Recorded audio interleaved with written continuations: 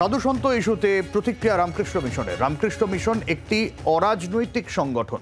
সন্ন্যাসীরা কেউ রাজনীতিতে অংশ নেয় না, সন্ন্যাসীরা ভোটের অধিকারও প্রয়োগ করে না।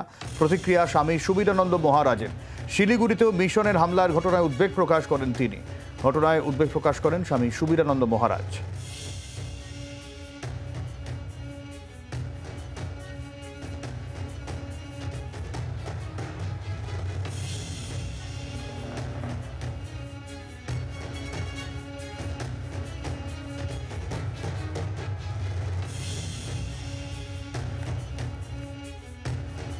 আমরা একটি অরাজনৈতিক প্রতিষ্ঠান, আন্তর্জাতিক প্রতিষ্ঠান।